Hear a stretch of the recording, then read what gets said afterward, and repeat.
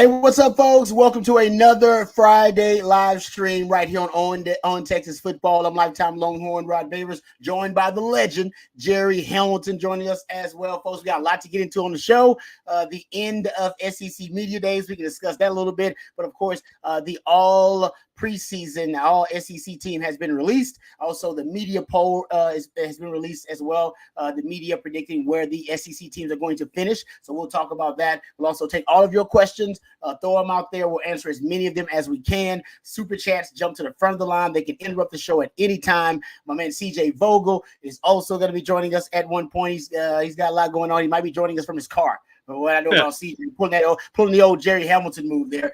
Jerry, before we get started, brother, how's everything going? How's your weekend starting out? It's great. We're wearing our 40 Acres Apparel shirt. Somebody already commented. 40 Acres Apparel shirt today. I love this shirt. You'll probably see me in Austin with this one on this season at some point in time. But everything's great, man. I mean, look, the SEC put on a great show. Being up there, the one thing I'll say for Texas fans, being up there made me more excited for Texas fans that they're in the SEC, Rod. Being there in person, that was one of my main takeaways. Outside of what was said, what maybe we learned behind the scenes talking is it made me really excited. I was already very excited. People know I've been talking about it for well over a year now, how excited for the fan base I am that Texas is entering the SEC. But that made it even more so. I mean, just even more so. The hype, the attention, everything that comes with. Hey, thank you, Justin. Everything that comes with the SEC, I think it's going to be so much fun for Texas fans, and that's before a game's ever played or you ever have a road venue. Yeah, no doubt. And I honestly, got me kind of giddy because you're getting the rivals back. And then I heard there was a little trash talk, right? Was it Torian York? Who wanted the Texas offer and didn't get it, that kid. Yeah.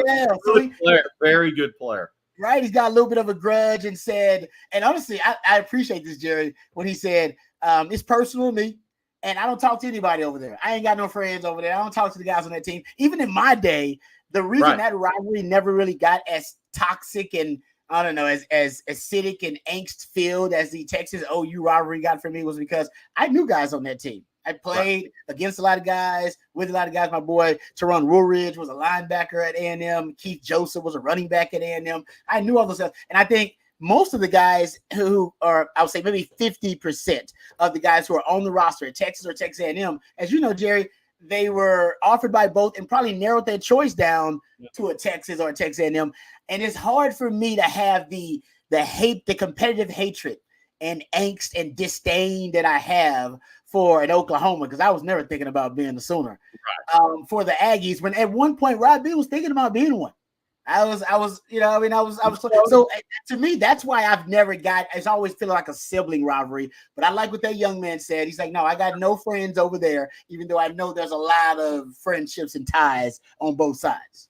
Yeah, it's a great point, Rod. And when I was there when Torian York was speaking, and by the way, a great, tremendous player. I like him.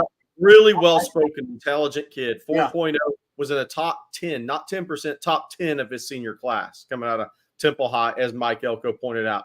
And I remember that from his recruitment, and CJ does too. But awesome kid, man. Awesome young man now.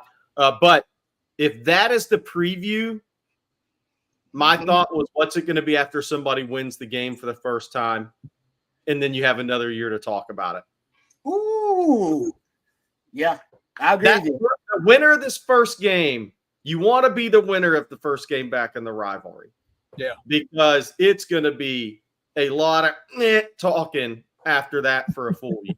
Hey, winner of the first or the last. That's what it's been like for 12 years. Yeah, exactly. Yeah. By the way, Rod, CJ, my other thought was CJ's back in here. One of my other prevailing thoughts being there in person was when Quinn took to his media session, I think he had more people around him than maybe anybody else. And that's not a Texas bias thing. I think that's what it was. And one of my thoughts was, man, what's this going to be like when Arch Manning is there to follow the year? Crazy. It's going to be like a LeBron James press conference or a Tiger Woods press conference on a college level. There's going to be 3 times what we saw for any player. And that doesn't mean these guys aren't first-round picks. One of the guys that didn't receive the much attention, Deion Walker from Kentucky, was physically easily the best-looking guy that walked by any of us. Easily. And if he's not a first-round pick, it's because he had a bad combine or got hurt or did something off the field. But that dude looks like the guy, right? He probably had 8 people talking to him all day, Jerry. Yeah, I think everybody was scared to talk to him.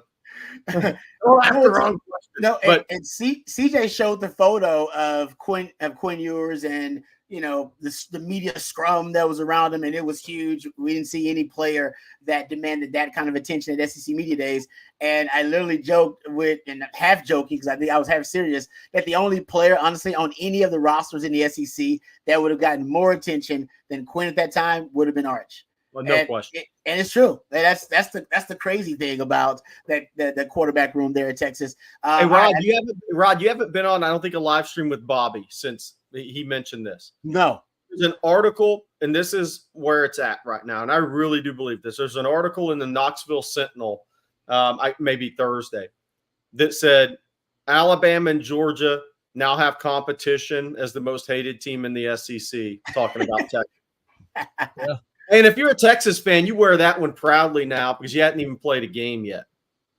Very true. You know why it started too? And I think SEC fans got the understanding. We talked about it, Rod, earlier this week about Saban and his comments about Texas coming in to run the SEC. Well, that was stemmed from, a reporter in the Texas area asking whether or not Greg Sankey believed that Texas would have a major say in some of the back, kind of decisions behind off the field.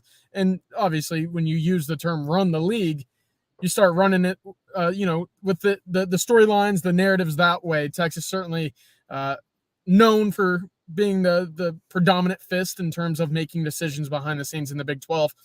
SEC fans are certainly aware of that, and they know, hey, Texas fans are going to have to climb that ladder a little bit. You're going to be the third or the fourth head on the totem pole to begin before you start, becoming that dominant team in the conference league-wide. And I thought what Nick said on TV in regard to that was hilarious, man. I love Nick Saban. I like him more on TV than as a coach, and I think he's the greatest coach we've seen. I think he's unbelievable on TV. He was like, joking, half joking. Texas thinks they're going to come in the run the league. There's a lot of arrogant teams in the SEC, and that's not going to happen. Yeah. And I immediately thought to myself, Rod, and I've said this a couple of times, but Nick's last 16 years at at Alabama, at Alabama, he had the greatest run the SEC's ever seen. He only had 6 years where he went undefeated in conference play. Wow. In the greatest run in SEC history, 6 of 16, he was able to go undefeated. Yeah. It's hard to go undefeated in the SEC. It's hard to go undefeated anywhere. Yes. The SEC, it's even harder. I totally agree with you on that, Jay. That's a great point. But before we get to the media poll here and get to the all SEC preseason selections, one thing that kind of echoes my mind is a great quote that Sark had that some of the old school Texas Longhorn fans have had describing the Texas-Arkansas rivalry. They hate us more than they like themselves. I love that you guys got a chance to ask A&M D lineman Shamar Turner, the same thing, and he said he was a little bit, seems like he was taken aback. Seems like he was a bit confused at first. It was like, you know what? I think so. Texas doesn't. You let me know if I'm off here. And some people would say maybe this is ego, and maybe this is Texas fans and just how really how pompous and arrogant they are. But Texas doesn't hate any other program as much as they love themselves. OU would be the closest. And I love what my man Mike D said here. He said the OU, it's hate for OU and pride against A&M. I kind of agree with that because the in-state thing is more about the pride. But I don't think that Texas feels that way about any of their rivals. It's good to have rivals that feel that way now about you, but I don't know if Texas feels that way about any rival necessarily, if they hate them more than they love or like themselves. And that probably says more about how Texas fans feel about themselves and more about how it feels about their rivals. I would say this too. The Arkansas rivalry has been gone too long, right? With them moving to the SEC long time ago. But that one kind of took away, I think, the other, rivalry that could have, like what Mike D says, in-state pride with A&M. And I agree with that. I think it's close. I think it, because of social media, could become hate. Yes. Soon.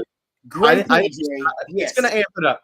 But totally. I think if Arkansas, them moving out of what was, I guess, became the Southwest Conference, going to the SEC a long time ago, kind of ended that rivalry because these rivalries play out on social media too now. Oh, yeah. I mean, Danny Stutzman's still celebrating the win in the Cotton Bowl. By the way, he was awesome to listen to. He's great. But they're still celebrating the win. And that doesn't just happen, Rod, when you're in the locker room talking to Teron Woolridge. Mm-hmm. Right? Or that happens on social media every day. Yep. So Texas and Texas A&M hasn't had that, but they're about to. Texas and Arkansas has never had that really, but they're about to again. So I'm interested to see when we're doing this same live stream 10 years from now at the same time, where these things are going to be. Great point about social media. Great point. Yeah, because it hasn't been toxic. Texas A&M right. hasn't gotten toxic until recently. It's starting to get toxic. Texas OU has always been pretty toxic. I mean, that was going back to Barry Switzer and DKR. That's always been pretty toxic. But now I agree with you, Jerry, the social media element. And let me just say this about Arkansas and they hate us, and which Sam Pittman admitted that they actually do hate Texas more than they love themselves. I will say it does work, guys. I mean, every generation of Longhorn fans and Longhorn players get a little taste of Arkansas because we hadn't really had the consistent rivalry, but we play them in bowl games and we'll play them in the non-con every now and then. And that hatred they have, it's like the dark side of the force. It propels them to play at a higher level. Sark learned it in 2021. I learned it in 99. Charlie learned it in that Texas Bowl. Texas has as much talent, if not more talent than Arkansas every time they meet them, usually, and can be considered a better team. But that hatred they play with, that's what rivalries can do. You're riding this wave of emotion, and you want to play with emotion, not play emotional. Some guys play great with emotion. They become like elite players when they play with it. Some guys actually, it hurts them. It actually hurts their ability to be effective and execute because they're playing with too much emotion. That's why those rivalry games are just strange and weird, man. They're just why do you think there's a reason Roy Williams may be considered the greatest receiver in Texas football history and didn't score in the Texas OU game, right? It's crazy things happen in rivalry games that don't make sense. And I think Texas learned that in 21. I'm glad they got exposure to that. You know what's crazy about Texas' schedule this year? I was thinking about this driving back from Dallas. To that point, Rod, if you break it into 4-game seasons, first, second, third season, the first 4 games, obviously, you're warming up. You're breaking in your young guys. You're getting your timing with your new wides, everything, your new edge guys. Also, you have the Michigan game. 3 games you should win in 1 game. That's a toss-up because it's a road game against a great defense. The next 4 are prove-it games. Oklahoma, Georgia, Mississippi State, Oklahoma, Georgia, and Vanderbilt, right? But look at the last 4 on this schedule. Because here's the crazy thing to me. Just the way the schedule happened to be this year. Those last 4 games, guys, for Texas, Florida, Billy Napier could need a win to keep his job. Yep. Sam Pittman, Arkansas fans could be 3-9 or 4-8 or 5-7, and it's going to be the biggest game of the year, whether Sam Pittman's the coach or not.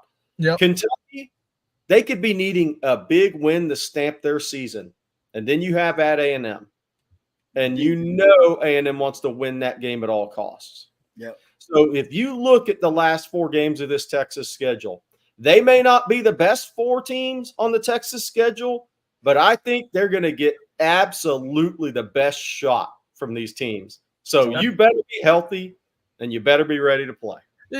But this is what you've seen all your time in the Big 12, right? You know, we're talking about it earlier, you know, Georgia, Alabama. Those are the teams everybody gets up for in the Big 12. That's Texas and OU where the teams got up for.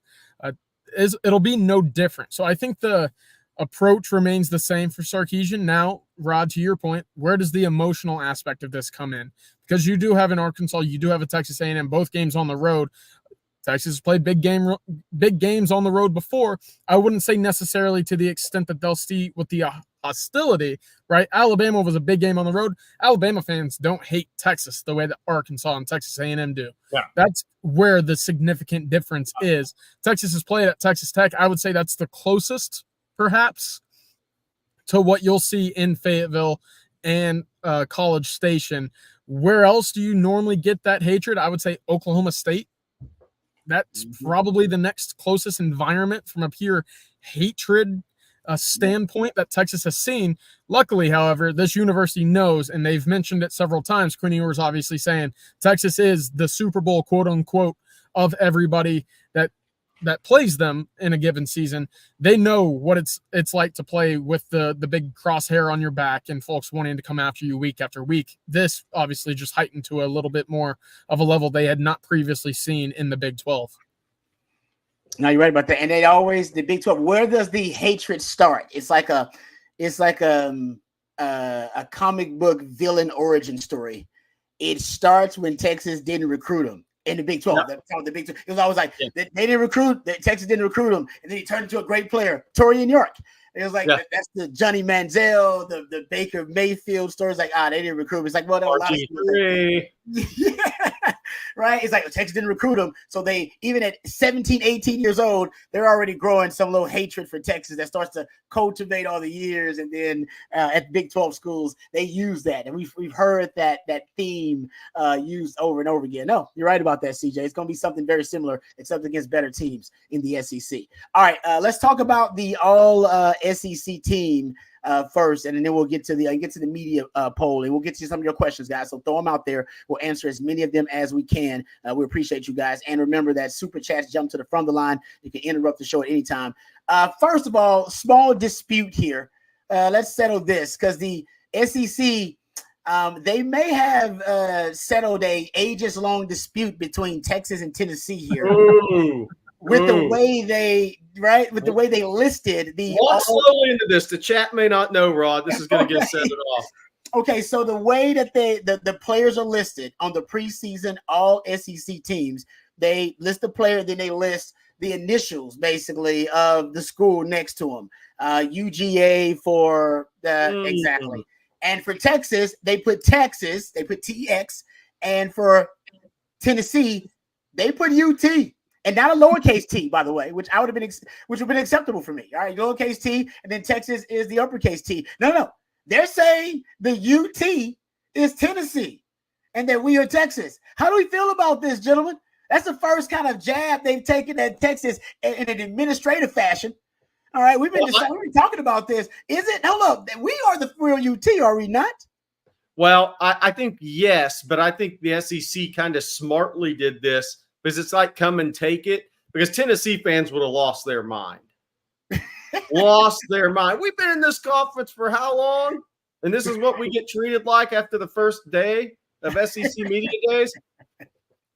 I think there's a political move there smartly by the SEC, but I also think it's a come and take it. I like that. This means nothing to me, I'll be honest. One thing I was told growing up, my first or second year at Texas, when you tell people where you go to school, I was always told it's more prideful to say you go to the University of Texas. You say it all the way out, right? You have more pride that way. When you say UT, in a sense, it kind of diminishes where you went to school. That's what I was told, and as a result, that kind of tilted me one way or the other on this argument. Do I care about UT versus Texas? Not really. I think saying it is Texas sounds better. I think it's ultimately at the end of the day, when you say to someone where you graduated or what school you attended, UT just doesn't do the trick to me. To fight over the argument with Tennessee, I understand, right? Same initials, same colors. It's fun. It's banter for the offseason. Season starts, I don't think anybody cares because one will have a top 5 logo, a number next to their name. The other one will be fighting to get into the top 10. Texas will certainly be in that conversation right now to have a 4 or a 5 across their ranking at the moment. But I certainly see it as a prideful thing to claim Texas, more so as a knock to A&M, Texas Tech, Baylor, TCU, SMU, whoever else in the state, than the UT argument is in total with Tennessee. That means nothing to me. You know what's interesting about it, Rod, is we always talk about social media, and this will be a bigger deal on social media than it is. It already is anywhere else. Yeah, they already talked about it. Does this create a mini little sports rivalry between Texas and Tennessee? A mini little something's going to be created, and not a major thing, nothing that's going to compete, but that's what makes all this so much freaking fun. Yep. Nothing's going to compare to Oklahoma, Texas, A&M, Texas, Arkansas, Texas is third, right? But I've wondered in this conference, will Texas and Florida become a little mini rivalry because they have the top two all-around sports programs in the SEC? Is there going to be a little rivalry there, both really elite academic institutions within the SEC that are also good at athletics? Nothing against you, Vanderbilt, and golf and baseball. But is there going to be a little mini rivalry created with Texas and Florida? Because it's very similar fan bases. Some would say unrealistic expectations from those fan bases at times. Or is it going to be Texas and Tennessee? I think Tennessee will want it to be Tennessee and Texas. I'm not sure Florida gives a crap. I think Tennessee would love for them to have a little banter and little minor rivalry begin with the University of Texas. That'd be great. Hey, and sorry, go ahead, CJ. I was going to say one other thing. I thought Juan Gomez had a great comment here, saying Texas pisses off little brother. Look at the baseball jerseys Texas A&M is wearing now, right? What's it say across the front? It says Texas Aggies. There's no A&M mention there. If you take control of that Texas moniker as your entire identity, well, then what do they have, right? And that's ultimately the one team or other team in the SEC that you care about having that edge over is A&M in Oklahoma. Sorry. Go ahead, Rod. No, you're right about that. I just remember seeing because Tennessee's baseball team, don't they just have like is it UT? They just do UT, right? On the baseball. And I was just wonder when Texas plays Tennessee in baseball, how that's going to work out. But when they play, it should be for something, and it should be for UT. They should be able, whoever loses can't use the term UT, that program, for like a year. You're banned from using UT for like a year. That should be the punishment for losing that contest. Then you'll start a rivalry up. But I like that, Jerry. All right. By the way, speaking of rivalries, because everybody's had Billy Lucci and I have known each other for years, so we had some banter back and forth, but we talked up at the SEC Media Days, and Billy and I are going to come up with a bet for the football game this year. Love it. We'll see what Billy and I come up with for the bet of the football game this year, but there will be, I'm sure there will be jerseys, appearances, a couple of things going on there. Man, stuff. I wonder what's going to be, man, what's on the line here? Are we talking about shaving stuff? Are we talking about money? I don't know. Hey, A&M Manscaped Mark Stoops at 36,000 feet this year, so it's been done to them. Oh man, that is that could end up being pretty wild. I know Billy Lucci. Billy Lucci is a cool dude too.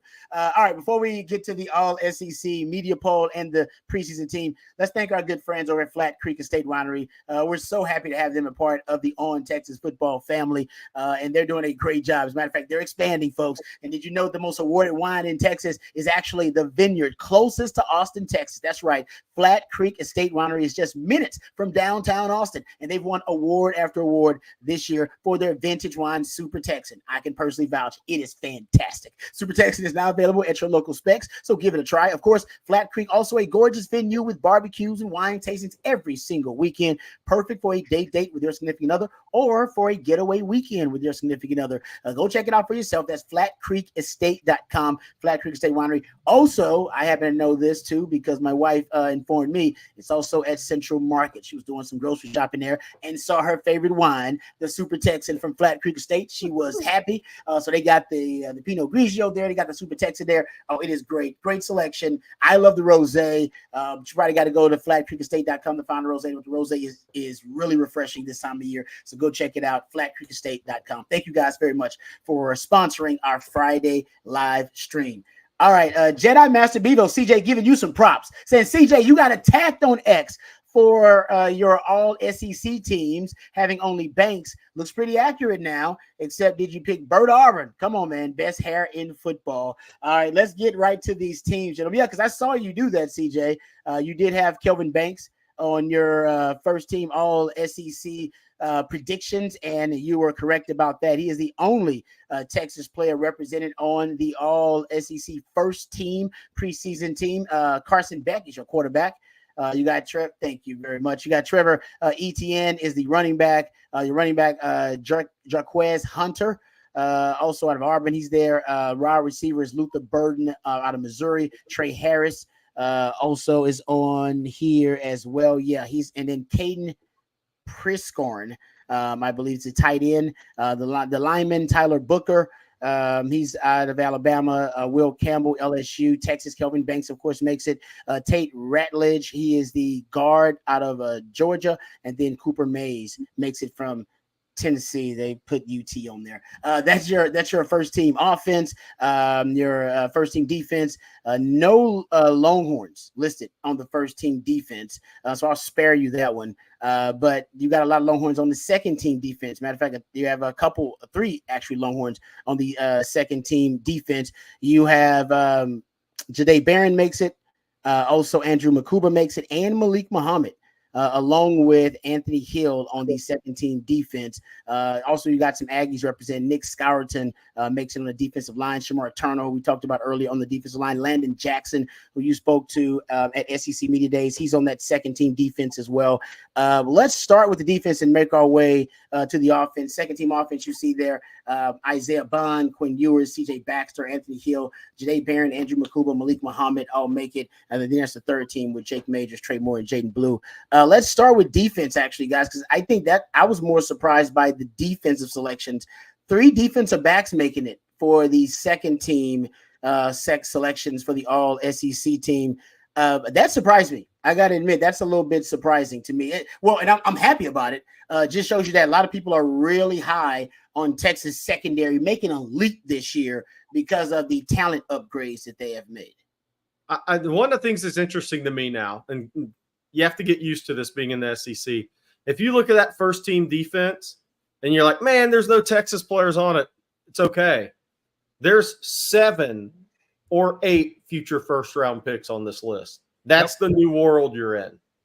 I mean, James Pierce, top 10 pick. Walter Nolan, if he does it right, should be a first-rounder. Deion Walker, same. Nazir Stackhouse, a mid-range guy. Harold Perkins could be a first-round guy with a really good season. Stutsman's probably a second-rounder. Deontay Lawson could be a first-rounder. Mikael Williams, who's a 5-tech, he'll be a first-round pick, maybe top 10. Malachi starts, no-brainer, first-rounder. Malachi Moore, we'll see. Billy Bowman, a little small. Maxwell Hairston, probably the most underrated defender in the SEC. So the first glance is, dude, you're in a different league now, and if you're second team, that's okay because that just means you're maybe a third-round draft pick or you're a really young player.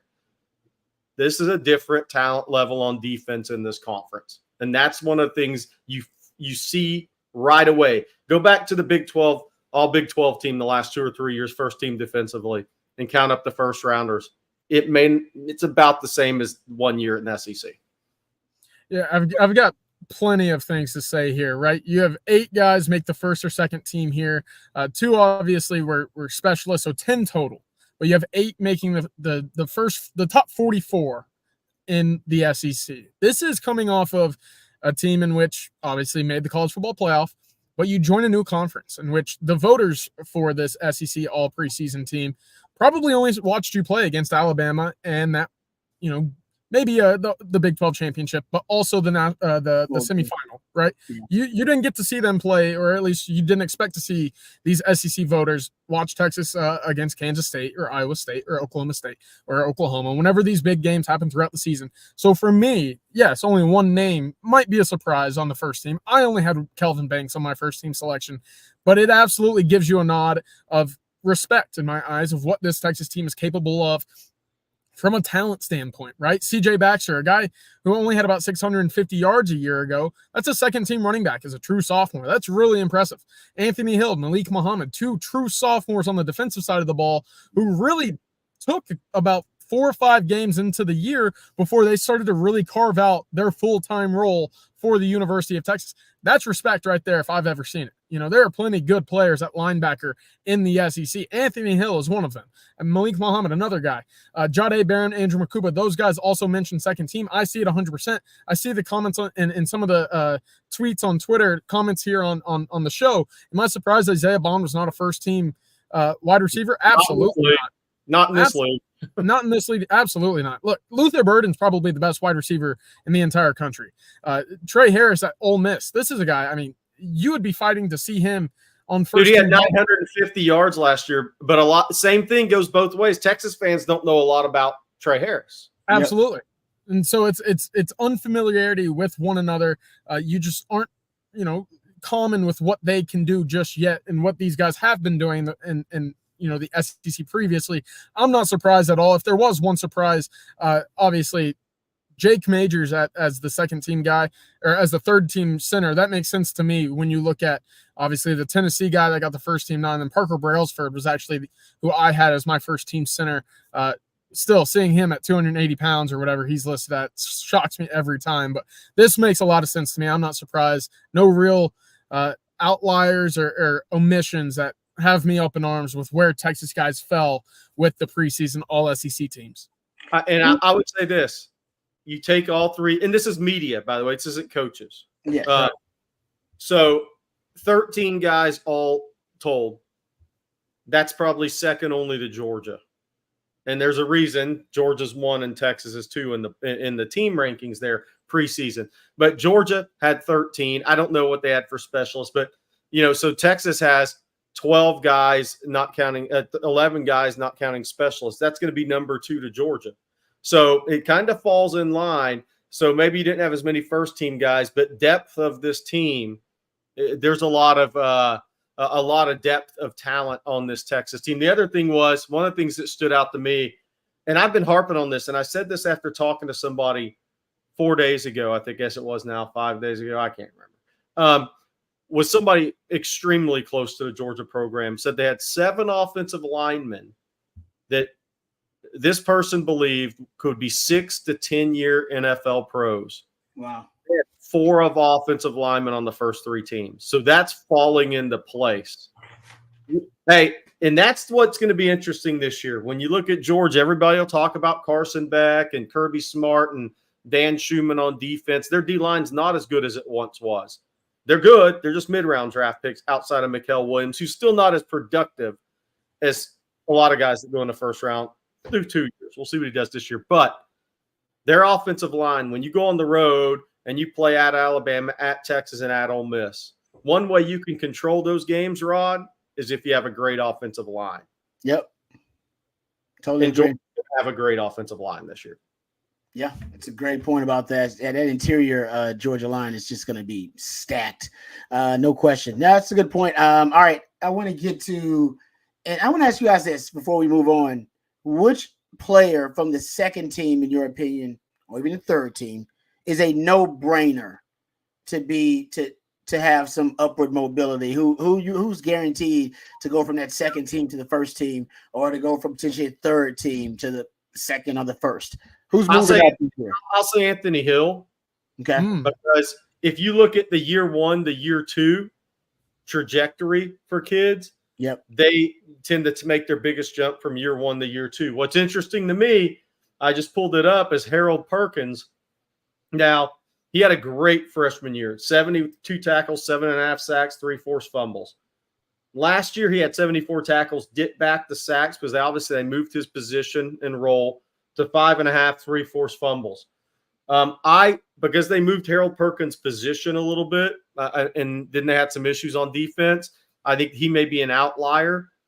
I think Anthony Hill's going to really ascend this year with a healthy season. It wouldn't shock me if he's not really in contention for a first team spot after the season.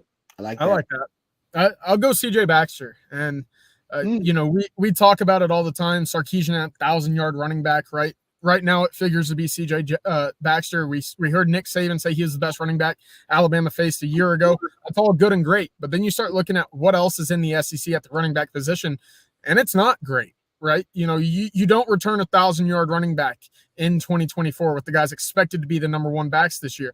Rocket Sanders had 1,300 in 2022, but he missed all of last year with an injury. Now he's at a new program too. So Jarquez Hunter, Trevor Etienne, they're great running backs that will put up great numbers at Auburn and Georgia respectively.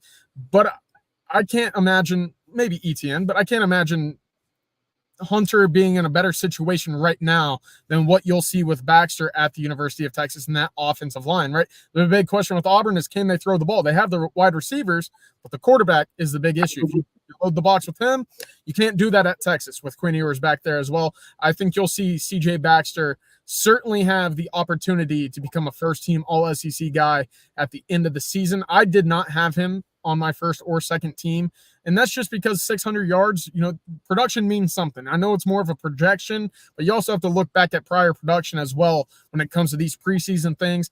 He's a guy that, as a second team member by the entire SEC media, I absolutely could make the case right now that you could see him as a first team guy with ETN towards the end of 2024.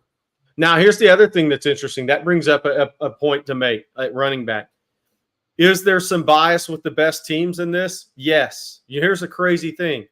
The first team running back, Travis Etienne, backed up the third team running back last year, Montrell Johnson at Florida. Crazy. But yet he transfers to Georgia, and he's now the first running back voted in all conference. Montrell Johnson will be a first teamer if his offensive line comes through for him at Florida. But I think that's the question at Florida. What's also interesting is, where the three last SEC leading rushers have come from? So the one school has produced the leading rusher in the last 3 years of SEC play. Any guesses here? Missouri. I'd have to go back and look. Missouri? Oh, yeah. That makes sense. And then obviously last year, but Missouri's led that. They've had the single leading rushing yard leader the last 3 years in the SEC. So a bit of a surprise there. I don't think they have anybody listed on either of these top three teams at the moment. We'll see if that trend continues to be a case in 2024. And by the way, they have the schedule to put up some numbers. They have the easiest schedule in the SEC of the top ranked teams. No question. And I like Drinkwitz, man. I'm a Drinkwitz fan. I think he's a hell of a coach. He really is. Hey, Rod, you know who you would have loved at Media Days? Who's that? Brady Cook, Missouri's quarterback. Really? Of all the guys I listened to, he impressed me the most. And I'm not talking about football acumen, best dressed, any of that bullcrap. I'm talking about his love and passion for the school he plays for was next level stuff. Wow. It was so similar to Sam E., right? He was at Missouri during some tough times, a couple of 500 seasons. And he said, the fan base didn't want me to be the quarterback. I knew it. I heard it all the time. And you hear those things on social media like we talk about, right? But his ultimate goal coming up in football was to be the quarterback of a really good team at the University of Missouri. And it came out like in spades with him. And you're like, yeah. Drinkwitz is tremendous. I agree with you. He's one of the rising stars in college football. But it's so awesome how timing works out sometime, because I don't know without Drinkwitz if Cook would be in the position he's in. And I don't so without Brady Cook if Drinkwitz would be having as much success as he's having now. But Brady Cook, the way Texas fans watch Sammy play for years, is the same thing I got from Brady Cook. I love and that. That's what makes college football cool. He didn't walk out the door when things were tough and times were tough. He stayed through a coaching change. That's not the people that recruited him. It was a rough start for him at first with the team, but look at where he is now. But his passion came through, man. I'm like, I would want that guy to be my quarterback. Yeah, no, you're right. I love that. Yeah, and man, he's playing in a hell of a system too. I mean, I didn't realize until CJ said they also have a pretty dominant run game as well. But we know they really can throw it. They got all three. They got all three receivers plus the tight end back. They lost the running back, but he's got all four of his pass catchers back. That's scary. And they added Kayin Green from Oklahoma, who, if you remember that ordeal, Sooner fans were not happy that their future left guard of the future just departed for one of their newest, largest rivals again. Yeah. No, good stuff there, Jerry. All right, let's get to let's talk about the media poll a little bit. Actually, no, we got a couple of questions here actually related to the preseason team. Cisco wants to know, who do you think got snubbed on this list? And I'm thinking, I'm sure he's thinking about Texas here specifically. If you got somebody else who you think got snubbed, you can throw it out there as well. Who do you think got snubbed? Who do you think probably should have been shown some love early on, guys, here in the preseason that didn't get any? It's tough from Texas's perspective. I thought that they were well represented. Yeah. I thought that they had a pretty good showing when it comes to this. I think you could possibly make the argument maybe about Amari Niblack and what he could be at the tight end spot.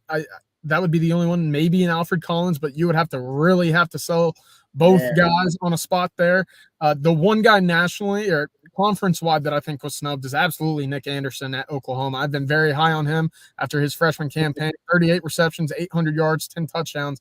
If you're scoring a touchdown on more than 25% of your receptions and averaging 21 yards per catch, I have a tough time seeing you not as one of the top 6 to 8 wide receivers in the conference. No, I think Nick Anderson's going to be a first-round pick. I bet, we didn't have this show back then, but when he was coming out of Katy, I thought he was the most under-recruited kid in the state of Texas that year. I think he is big, big time. Going to be a first-round pick. I know Deion Burks had this. It's kind of, recency bias. Deion Burks, really good season at Purdue, jumps into the portal, comes to Oklahoma. Nick Anderson is going to be the guy at OU. Oh, man, high praise. I like that. Let's get this really quickly. Steven Houston says Texas and Tennessee could have a UT trophy when they play each other. I like that. Hey, it's not bad. No, not bad at all, man. The young kids, they love the trophies out there. But I want to get to the preseason media poll here, gentlemen. We haven't talked about it yet. And even Cisco has a question about that. Thoughts on Texas being ranked number 2 on the SEC media poll. For those who have not seen it, came out earlier today. The Texas ranked right behind Georgia, which is how we all season. We've kind of heard all the analysts break it down, and everybody pretty much is picking Texas and Georgia as their top 2 teams. Bama is number 3. As part of the media poll here. Ole Miss number 4. Ole Miss could be a sleeper, man. Ole Miss could make some noise. I haven't looked at their schedule, but they are loaded via the transfer portal.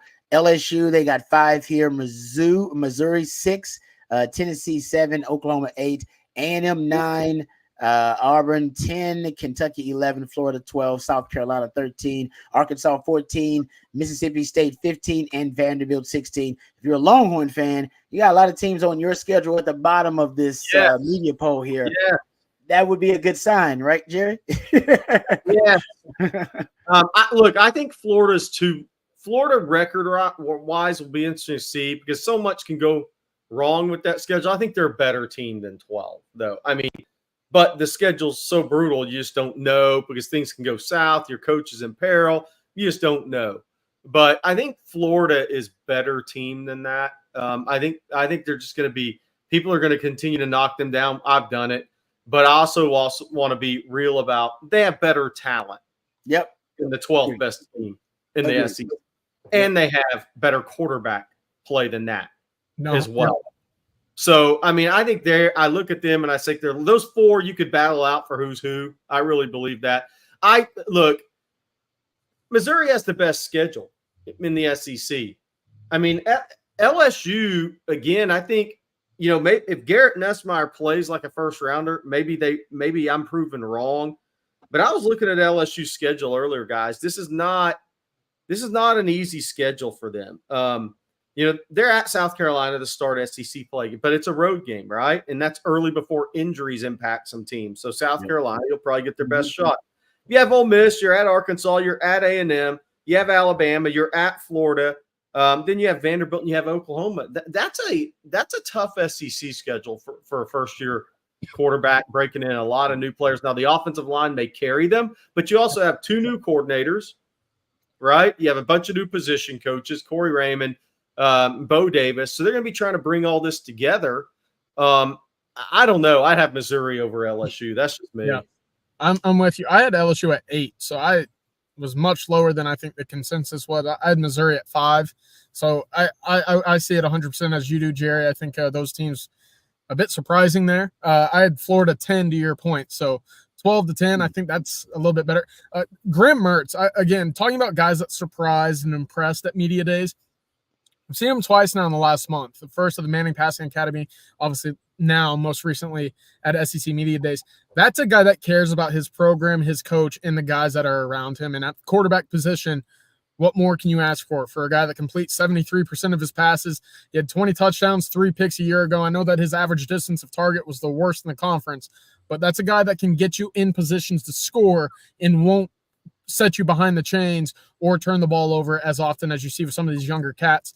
The big question I wanted to pose to the both of y'all is, I know we see Oklahoma and A&M kind of go back and forth in some of these. That's where I was going next. Yes. That's listen, I had Oklahoma 7. I had Texas A&M 9. I've yet to be able to talk myself into one or the other being definitively better than the other. And it's tough. Wow. 1 week I'll wake up and I'll look at OU's defense and I'll say, absolutely, right? That's it. Then the next week and I'll wake up and I'll say Connor Wakeman's a better quarterback from what we've seen in his 9 or 10 appearances than what we know of about Jackson Arnold. So I've flip-flopped right now. I've given Oklahoma the nod just because I think that there's more star power defensively, and I think that those wide receivers will be able to make up for a brand new offensive line and a quarterback, where sometimes we see the opposite the case, as we've talked about with LSU at times. CJ beat me. I was going to ask you to the point, Rod. Oklahoma versus A&M. I think it's a good discussion to get into. Oklahoma definitely has the more difficult schedule in the SEC this year. First-year starting quarterback, rebuilt offensive line, really good receivers. Obviously, Andrew Anthony coming off the injury. A&M's got better running backs than Oklahoma. A&M's got a much better defensive line than Oklahoma. Yeah. Danny Stutzman gets the headlines, but I'm here to tell you, and he's going to have numbers, but I'm here to tell you it wouldn't shock me if Torian York wasn't statistically a better player than most this year. I think that much of him as a player, I have since he was in high school. Secondary, it was almost like a tryout for A&M in a way. Now, their safeties, I think, are pretty much locked. Bryce Anderson's a future mid-round draft pick. Maybe he's a second, third, fourth guy. Dalton Brooks, they love a kid they got out of the portal. But at A&M, I think there's more of an unknown because of how many guys they had in the portal. And they kind of have a tryout at the corner spots and on the offensive line. They really like 2 of the portal offensive linemen. Those guys are going to have to come through. But I lean to A&M over OU. But maybe it's just because I'm not a believer in Jackson Arnold. Maybe that's just the reason why. Rod, what do you got? I think I'm with you. I think A&M has got a better front 7. I feel like Oklahoma's got a better back 7 defensively.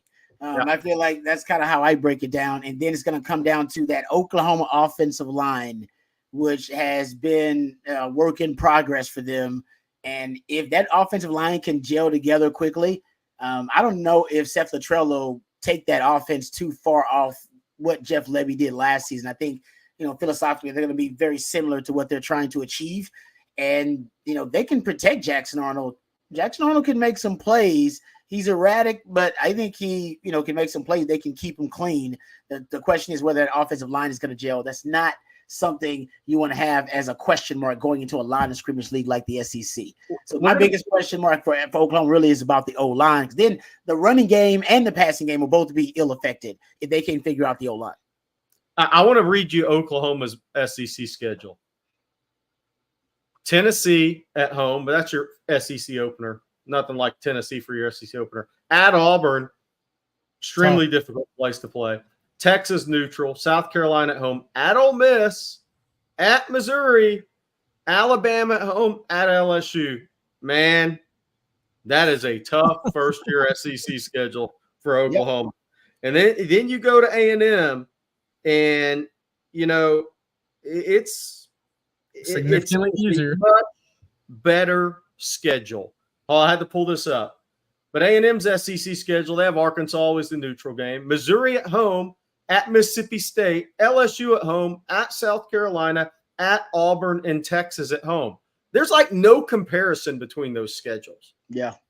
Oklahoma, A&M has got if A&M beats Notre Dame, they got a schedule to make a little noise this year, honestly.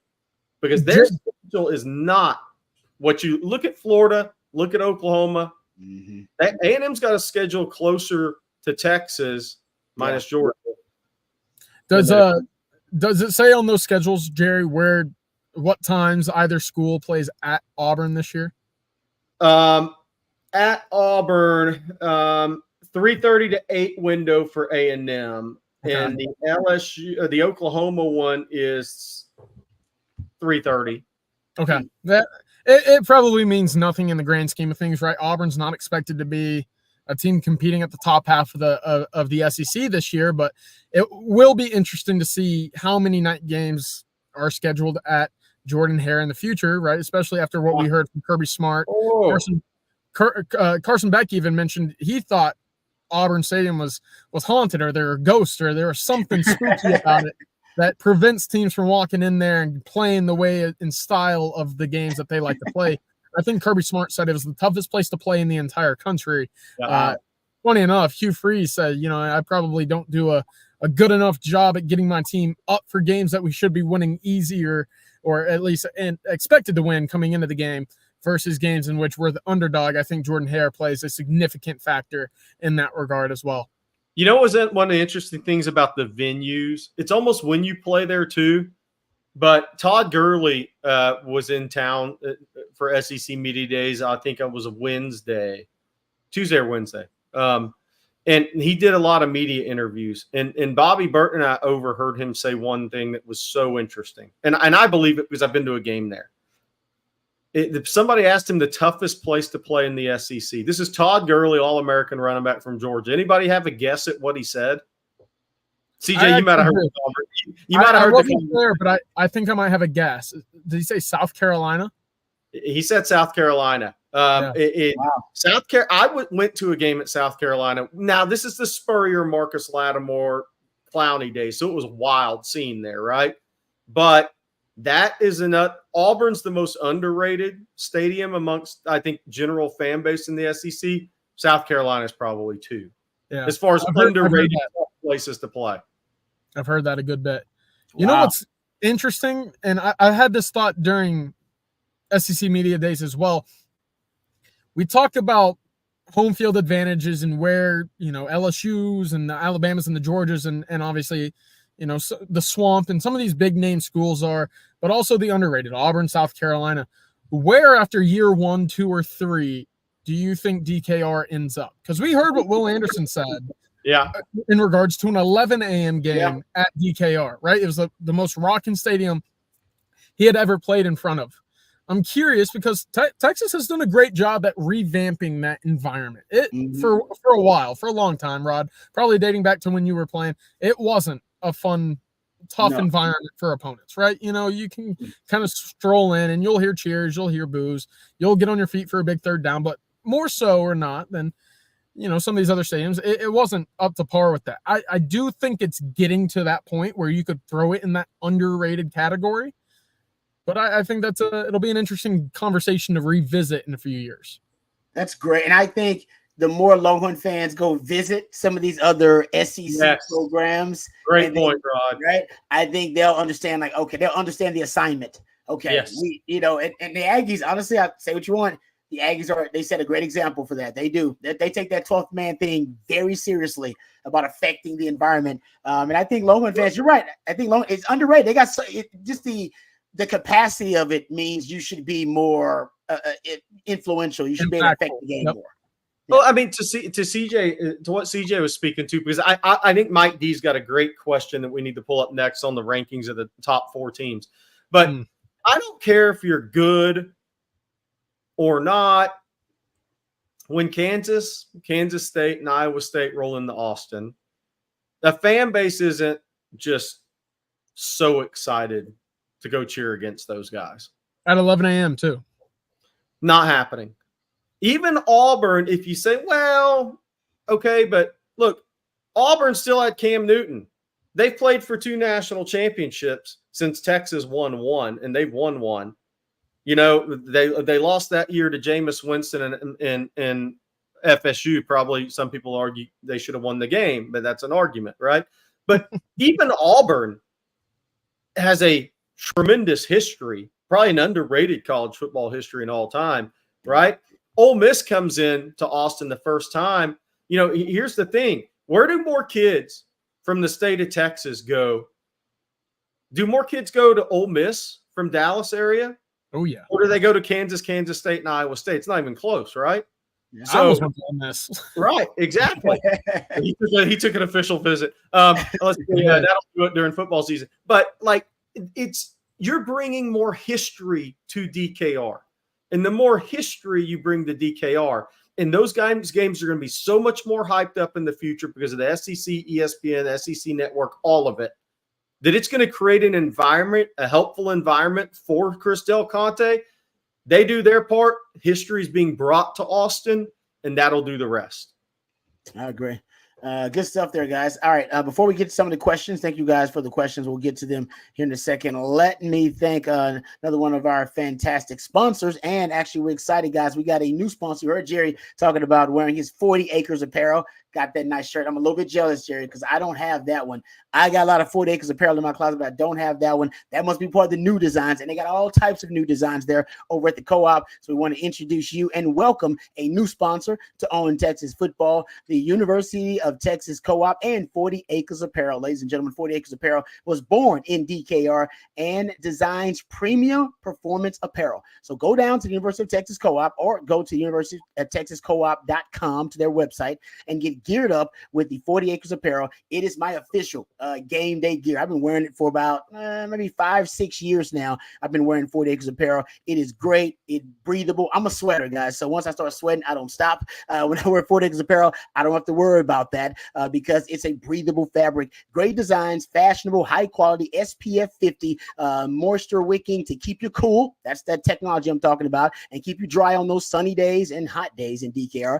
Tailgating or enjoying the games with your friends and family. Antibacterial, easy care, no shrink, no fade, no peeling collars. Keep their shape. It's great, folks. It is the best gear out there for your game day. So it looks great and it feels great. 40 Acres also makes a financial commitment to course material scholarships at the University of Texas Co-op. So not only a great apparel and a great company, but they're doing it for a great cause. So thank you very much to 40 Acres Apparel. We really appreciate them being a part of the On Texas Football family. All right, getting right to some of the questions here before we're done. Let's get right to it here. Tyler wants to know, Tyler Lorenz, what happened to the Jonte Cook hype? Last year, that was all we could talk about. Now, when we mention the receiver room, it seems like we're ignoring him in favor of Wingo and of the transfers.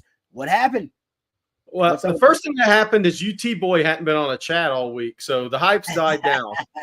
I don't know. Hope UT boys. He must be at a bass fishing tournament in Lake Okeechobee in Florida. Yeah, or he's something. definitely not on the chat today because he would respond to that. He would have already thrown a couple of supers at it. But look, I think it's good for Jonte. Now, look, we'll say this: Bobby and I interviewed Fozzie Whitaker at SEC Media Days. Fozzie was hired by ESPN, by the way, so congrats to him. Congrats. He was really high on Jonte. He was higher on Jonte this season than some other people I've talked to. Not that anybody's not high on Jonte. I think the interesting thing will be, look at all the hype Ryan Wingo's starting to get. Mm-hmm. First receiver out of Quinn's mouth at SEC Media Days. That creates a different level, right? So naturally, other guys' hype is going to die down from there. I think Jonte's in a great spot. I think he's got a lot to prove. He knows that coming into this year. And it takes these guys time. It's not an easy scheme. And I still think that's what's in front of Ryan Wingo. I think by midway through the season, I think he's going to be a top 2 receiver on the team, though. But I think it's a great spot for Jonte to be in. I think if Jonte, Rod, if I told you Jonte had 33 catches for 475, would you take it all day and run? This year? With this group of receivers, I probably would. That's close to 500. Yeah, that's not bad. I mean, that'd be a good season for Jonte year 2. People got Isaiah Bond had 48 catches for 664 last year in year 3. Mm-hmm. So I think sometimes we get out over our skis with the catches and yards thoughts, but Isaiah Bond, Silas Bolden, Matthew Golden, who I think QB1 really likes Matthew Golden. Ryan Wingo coming in, DeAndre Moore, Sark's going to play more. But Rod, Did you notice what expanding the circle of trust? Circle of trust expanding. Yeah. So more guys are going to play, so there's going to be less stats to go around. Yep.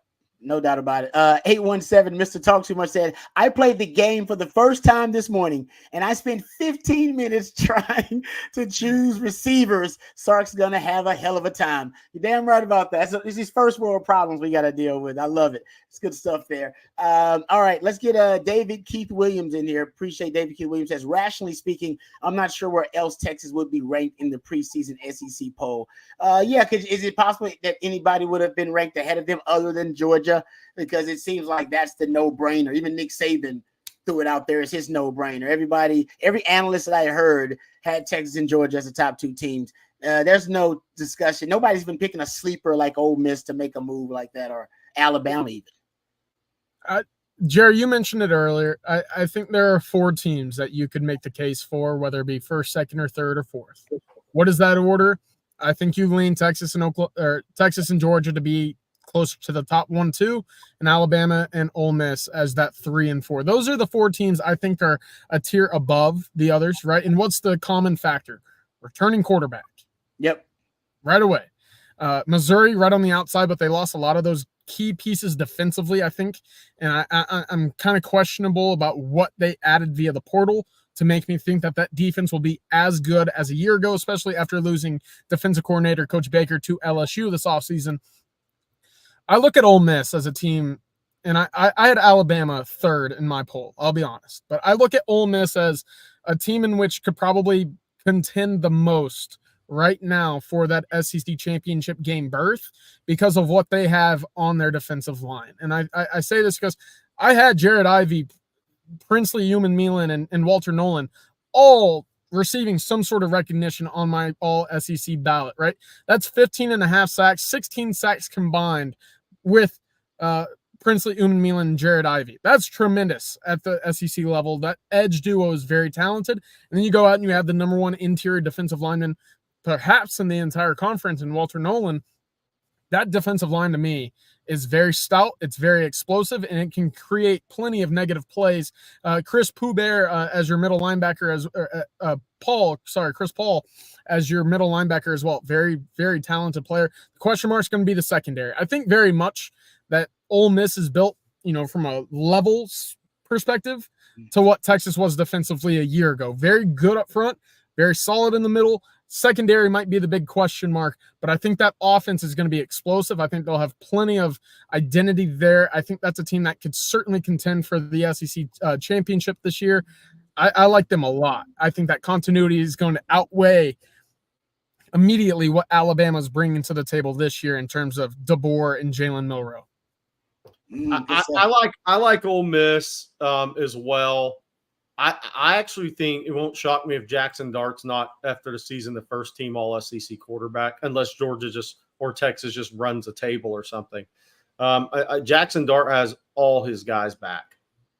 And if Juice Wells is healthy, and I know Judkins, receivers, tight end, and the tight end's going to be a 3rd-round draft pick, so he's a pro. And they have Trey Harris as a pro. Juice Wells coming in from South Carolina as the number 3 receiver until he proves he's healthy. If he's healthy, that guy's a pro too. So It wouldn't shock me. That left side of the offensive line, the transfers have to come through for Ole Miss. What'll be Stephen Houston brought up an interesting point, which I think is going to really kind of is going to be the key for Ole Miss this season. I'm not going to say malcontents. I don't want to be too strong of a word, but I think they have some guys that they brought in on defense that are going to have to mesh and buy in. And if they do that, then it'll come together extremely well for Ole Miss. I think this season is going to be a great test case, because the interesting thing when you look at, I think somebody might be asked about 3 versus 4 Alabama, Ole Miss. Mm-hmm. I think because Nick's not there, and just people saw some guys transfer out, that I think, is Alabama slipping too much in people's mind? I think, and I ask that because you could argue Kayin DeBoer is the best pure football coach in the country. Record would I could make that argument. Now, resume-wise, Kirby Smart's the best coach in the country. And he may win his third national championship because they are damn talented with a returning quarterback and the best offensive line in college football. But are we underestimating Kayin DeBoer right now? Yep. I think the question for that stems, and I'd like to get your thoughts, Rod and Jerry, on this is we've seen Kayin DeBoer win with a certain specific quarterback, right? A Penix that could stay in the pocket, kind of elude and maintain that eyes downfield to extend plays with the pass, right? What did we see Milroe do at times? He's great throwing the ball deep. But sometimes when it comes to hitting the Jalen Polks and the Jalen McMillans underneath after extending plays, you don't see that as much with Milroe a year ago. It's all take off and go. Penix, obviously, we saw the deep balls down the field, which hit Texas very hard in terms of those big explosive trunk plays. Is that a marriage that will, kind of yield results immediately? Milroe and DeBoer? That's kind of my question I see with Alabama right now. Yeah. Where are you at on that, Rod? No, I listen. I like what Ole Miss has put together, but I'm with you, man. I think DeBoer is a hell of a coach. Hell, you should have. Been studying this guy for 2 years because Sark has had 2 head-to-head matchups with him, so I got a chance to dive deep into him. Do you realize? Just give a random stat: Kayin DeBoer against top 25 teams, 85% win percentage versus top 25 teams. Wow, that's 85%. Guys, Sark is less than 30%. Sark's a hell of a coach. But Sark has won, less than 30% of those types of games. He is, and this is before. So I think a lot of people are paying attention to what he did at Washington and what he did with Michael Penix. And you're totally right in going back before that. But I think he's a hell of a coach. This will be the ultimate test because he not only lost, of course, his quarterback and moved on to a different program. And Alabama's got tons of talent, most talent he's ever had. He's used to doing more with less. Now he's got to do more with more. And I think that's a different type of a challenge. Different expectations, Rod. Yes, of course, exactly, right? But he lost also Ryan Grubb. He lost his longtime OC that's been there with him too. So I'm interested to see who Kayin DeBoer is at a new place, more pressure, as Jerry mentioned, and also without Ryan Grubb, his offensive coordinator who's now in the NFL. I think he's up to it, guys. I think Kayin DeBoer is a hell of a coach. I do. I think here's my take. He's going to elevate Jalen Milroe, I think, a great deal more than Tommy Rees would. I think DeBoer's a fabulous offensive coach. He's going to maximize every ounce of what he can out of Jalen Milroe. Now, he may have to change a little bit of his passing scheme from time to time, right? But he is going to – I think it's a match made in heaven with Milroe and that run game. The pin and pull run game, Rod, what he can do with Jalen Milroe around that, he's going to maximize what Jalen Milroe can do. He's guys that win at the level he did and has, they're maximizing every piece around them. You don't consistently, you hit on it, Rod. You don't go 67-1. I don't care what level you're playing, NAIA or what, and your only loss is what, a semifinal or championship game. You win 3 championships. You go to Indiana, where they have the best offensive season. The head coach gets an extension. He's now fired. You go to Fresno, first year was COVID year. You immediately win 9 games. You go to Washington, you win 11. Then you're in the national title game in 2 years. Yeah. That guy's maximizing everything he has everywhere he goes. So he's going to maximize Jalen Milroe. The question is a maximized Jalen Milroe going to have a seat in New York, or is he going to win the damn award in New York? Yeah, that's good. I got faith in Kayin DeBoer too, man. He's got a really impressive resume. Super chat really quick here. UT Tyler guy, thank you very much for the super chat. He wants to know, outside of UT Bevo, the best SEC mascot. Oh. Ooh. That is good because Bevo's a no-brainer. The Gamecock. The Gamecock, they have the best shirts in the co-op. That is true. South Carolina has the best gear to wear. That is true. I can see it already in my mind. I can see it in my mind's eye. I go Mike the Tiger at LSU, man, and capture that they got a whole tiger on campus. That's pretty neat. I know who Bevo's not voting for. I was going to say the same thing. Ugga. Yeah. He wants a piece of Ugga. Oh yeah, we got that rematch. How much are they going to replay that when Texas and Georgia face off? We'll see that a lot. I know my man talking about Ricky ain't happy about that. He'll be replaying that a ton. All right, let's get back to some of the questions here. LL wants to know, Rod, what was the loudest game you could remember playing in? The truth is, because I played in the Big 12, you don't have a lot of huge venues that we played in. You know, Texas, Oklahoma is obviously the most hype, but that's split down. It had to be at A&M, right, Rod? It had to be at A&M. I want to say it was A&M 99. I want to say it was Bonfire. It was Bonfire at the Bonfire game at A&M. I want to say that's as loud as the Aggies obviously get really loud. That might be it. You might be right, Jerry. Hey, Rod, I have a question. If you're Sark, there's no way you stay near College Station the night before that game, right? No. There's a lot of fans on here that won't know the stories.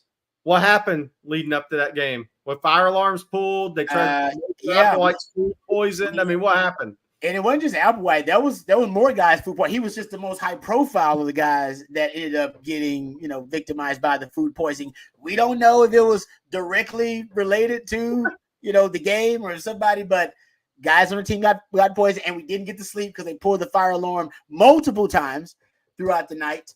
And so I'm sure that was just some crazy, wild fan who was really, really devoted. But yeah, man, you take those risks when you want to stay close to Aggie land. So I don't know how they do it now, but Mack Brown learned his lesson, and I'm sure that lesson has been passed down throughout the athletic department. Hey, man, but this goes back to what we talk about, real rivals. Even Sark said it, right? After he talked about, the Arkansas game and how they they hate Texas more than they love themselves or like themselves. He said that's a real rivalry because it's genuine hatred. And trust me, somebody down there in Aggie land, when we went down there, they were like, you know what? I'm going to help my team win this damn game on my own. So they pulled the fire alarm so we couldn't sleep. Somebody, I don't know, allegedly poisoned some food, or at least didn't cook it enough. So guys got the bubble guts before the game. It was wild. And you know what? It made a difference. So that's how real rivalries are, though. There is somebody out there that may be an extremist there in the rivalry. So yeah, you want to watch it. Call Mack Brown. He'll tell you that story. Mike D, we did talk about that. Do you think Ole Miss or Bama will be third? I think we all kind of agreed that can go either way. We talked about Kayin DeBoer. How about this one? Jedi Master Bevo. Jerry, you coming to San Antonio to watch Terry practice? If so, let me know, and I'll make sure the assistant head coach, assistant AD takes care of you. Whoa, nice. Like that. That's pretty good. Yeah. Well, hey, we'll see what Michael Terry decides. I think it's starting to trend pretty well for Texas. I think CJ may go down there, get down there before I get down there, but I will definitely be in San Antonio this season. Nice. Living rent-free in UT. Silas Bolden is starting to remind me of Steve Smith with his dog mentality and play style as a shorter receiver that plays. Rod, I wanted to lead into this with you. You were part of his third Longhorn interview, correct? Yes. Got a chance to talk to the young man, meet him. We've had him on here twice. You talked to him at length. What were your impressions? I agree with the assessment about that dog, just the mentality in him. Steve Smith played with a Napoleon complex, basically, with that kind of chip on his shoulder. And I think Silas Bolden has some of that too. He is a lot smaller than I thought. I mean, he is every bit of that 160. He's a small guy. And that's when I saw him. I told him, I'm a little surprised that you're as small as you are because you play bigger. You play bigger out there. You make plays, contested catches. You go up and attack the football. So he takes a lot of pride in that and has been playing as a diminutive guy his entire career. So he's always had to play bigger. Said he can play on the outside, can play on the inside. They can move him around. But my favorite stories about him is his punt return story. So he only had like 3 punt returns last year. And I think he had a touchdown, was averaging some crazy number. Go look at it. It's like 30-some yards of punt return. He went back there because one of his teammates got hurt. And the coach was like, you got to go. We need you to go back there. And he was like, he was a little bit reluctant. He didn't say he didn't really want to do it. Say his first punt return, he returned it for like 30, 40 yards, almost took it to the house. Somebody barely tripped him up. And he told the sideline, he said, I'm going to take the next one to the house. I'm going to the house for the next one. And he took the next one to the house. Like that's what kind of player he do. So that's that dog mentality he's got. And I do. So I like him. I wonder how they're going to use him, where they're going to put him. But he's going to be a hell of an addition. You ain't going to be able to keep him off the field. You can't keep Wing off the field. You can't keep him off the field. You can't keep Isaiah Bond, obviously, Jonte Cook. That's why Sark says we're expanding this rotation, man, because there's just too many. It's an embarrassment of riches there. Hey, by the way, one of my thoughts on Silas, too, is we don't know what his future in football will hold. He'll have a pro career on some level. But Rod, let's just say he doesn't make it in the NFL. Just and I'm not saying he can't, because I would never bet against the guy that has that type of chip on his shoulder and has put up the numbers he did at Oregon State last year, because that's rare that size. Yep. Could you imagine him running free in the Canadian League? Ooh, with the running start? You know, they get that running start to the line of scrimmage. Oh, my gosh. Forget about it. Forget about it. I have had to cover that guy, Jerry. It is hell on wheels trying to cover that guy. And it basically turns every receiver into Tyreek Hill. They're running full speed at you, and you're trying to break other. It's tough to do. So I agree with you. And you'll have the XFL, there's XFL, and there'll be other leagues now. They got other options now. Slick Rick wants you to know, Jerry, I got your lunch. Jerry, done. San Antonio, hooking you up. Thank you, Slick Rick. Thank you very much. We appreciate that. All right, thank you guys for the question. Before we get out of here, we got to thank another one of our sponsors, because we're really excited to have our friends from South Point Dodge as a part of the Texas football family. And Jerry, you can tell the folks about the South Point Dodge specials they got going on. Great place to get yourself a new car. No doubt, man. Football fans, Texas fans, score an easy extra point this season when you get to that point at South Point Dodge. South Point Dodge has over 600 vehicles in stock, 600, including a great selection of the Ram 1500, 2500, and 3500. Whatever your truck needs, South Point Dodge is the one-stop shop. So score big today at South Point Dodge. Come see us off I-35 in South Austin or at southpointdodge.com. Get to the point at South Point Dodge. South Point Dodge is Austin's automotive everything. Right now, shop over 50 Ram 2500s, all marked down with huge savings. South Point Dodge is always stocked with a great selection. South Point Dodge, off I-35 in South Austin or southpointdodge.com.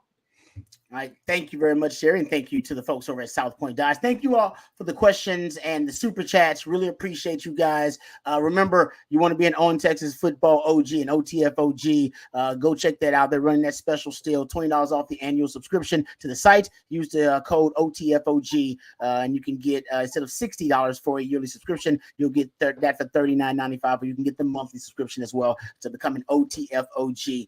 All right. Anything you want to preview, Jerry, that we got coming up, or you got coming up?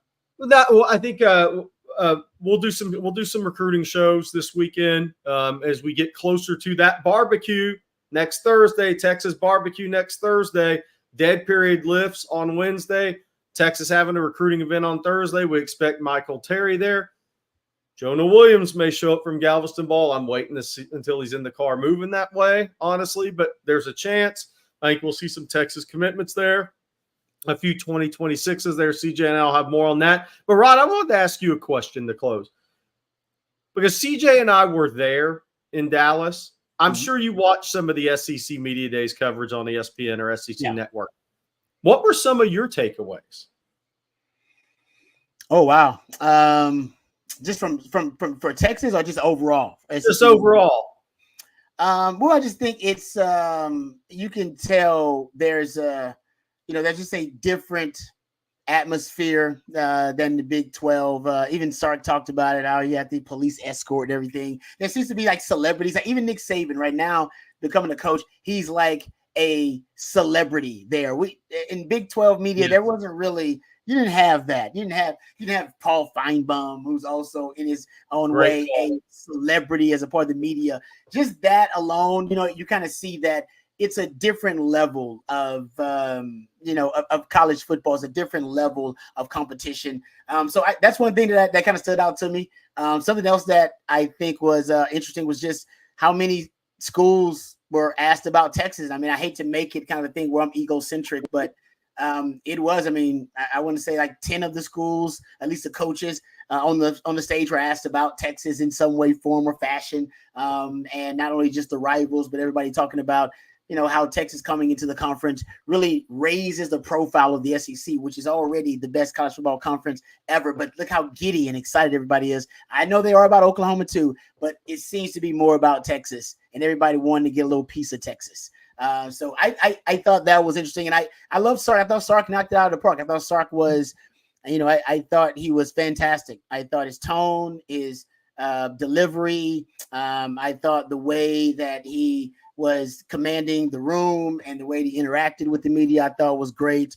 I really did. I thought he actually may have won. It's possible of all the coaches. Kirby Smart was also great too. I heard CJ talking about that. But it's possible you can say that Sark might have won the SEC Media Days, if you want to throw it out there, with the way that, I think that he showed up, and, the opening statement, I think you put out there, CJ, he had the second longest opening statement of all the coaches. But there was meat in it. It wasn't just an old school Mac Brown filibuster. There was some meat in there. Him telling you about the style of play, and, talking about the culture, and the standard is the standard now. I'm glad that is something that he delivered, to the team, that message, because, I always talk about it. Listen, I won 11 games and didn't meet the standard. That's how high the standard is, guys. I won 11 games, didn't meet the standard. Hey, by the way, you know what a benefit of going on day 3 and day 4 SEC Media Days is? You start to get the feel that the longer I talk, the less questions they'll ask me. They can ask me, because there is a time. So Sark's a very smart guy. Hey, Rod, my last thing for you, because CJ and I have talked about it. I mean, maybe you guys did. I didn't hear it because I was on the road. Bobby and I have talked about it, and I think CJ and I have talked about it. Were you surprised that Sark said this should be the best team and the most talented team he's had at Texas? Because that's a tall statement. We've been talking about it. It's the fastest team, and I think it's the most talented 1 through 85 team that he's had at Texas. But were you surprised to hear him say it? Yeah, I was, because it's kind of calling your shot, right? It's guaranteeing that we're going to be just as good, if not better, than last year. That's essentially what you did. You basically kind of gave, he's like, no, we have no excuses. I'm telling you, we're just as talented, if not more talented than we were last year. And you're like, hey, coach, you had 11 draft picks. It's like, no, I'm telling you, we're just as talented, if not more talented, because we've been building this thing the right way. So I was a little surprised. I mean, you can believe it. Doesn't mean you have to say it, but he said it. And for him to say it means not only does he believe it, but he wants y'all to know it. So he's kind of calling his shot, which, you know what? I'm all for it. It means he's got confidence in his team. He's got swagger, and that gives them the team. It gives them a bit of an empowerment, right? Because their coach out there saying, "Hey, this team. Last year we went to the college football playoff, went to the Final Four, had 11 guys drafted, had the fastest guy in history of the NFL Combine. By the way, this team, it's better." You know what's crazy about that, Rod? Well, we'll have an interview up, I believe, maybe tomorrow, with Jim Nagy, the senior executive. Bobby and I interviewed him of the Senior Bowl. 12 players with draftable grades on this team entering the season that are draft eligible. That's more than last year at this time. Yeah. Now, I'm not saying Xavier Worthy, Byron Murphy. I'm not saying Texas is going to have a guy as good as that necessarily. Kelvin Banks will be a high draft pick. Quinn could be, obviously. But I'm talking Texas has a lot of speed at wide receiver. They may not have anybody as the level of Xavier Worthy.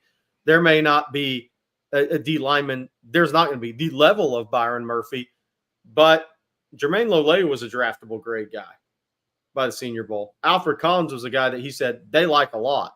So it's going to be interesting. The Shrine Bowl guy we were talking to at lunch, CJ, 15 Texas players on the draft eligible list. Wow. 15 on their watch list. Sorry, not draftable grades. 15 on their watch list, including Bert Auburn. So that's a higher number than last year. So to Sark's point, 1 through 85, really talented team.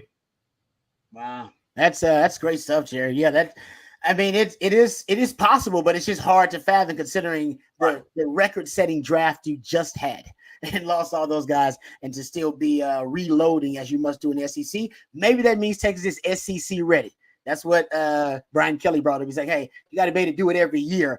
And if Texas can keep doing it year after year, then maybe we're talking about them being SEC ready. All right, gentlemen, great stuff. Appreciate you, Jerry. Appreciate you, CJ. Thank you to Matthew behind the scenes, always doing a great job. Thank you to all you guys out there for your participation, the questions and the comments. Really appreciate you helping us build this On Texas football family. Yeah, that shirt he got, that's from our friends at the 40 Acres Apparel. I know, I'm jealous too, Bitten Sparrow. I want that shirt too. I got a 40 Acres Apparel shirt on, but it ain't as cool as the one Jerry got on. They got lots of designs, Go check it out, University of Texas Co-op. Also, you can go check it out, the University of Texas Co-op website, and you can order some of those 40 Acres apparel shirts. They got a lot of great ones, folks. Trust me, my closet got like 6 or 7, but I don't have the one that Jerry has. So thank you to 40 Acres Apparel for sponsoring the show. Also, thank you to our good friends over at Flat Creek Estate Winery. Thank you to South Point Dodge as well. Thank you to Matthew behind the scenes, the real MVP. Thank you to Jerry Hamilton, the legend. Thank you to CJ Vogel, the prodigy. I'm Rod Babers. Until next time, folks, hook 'em horns.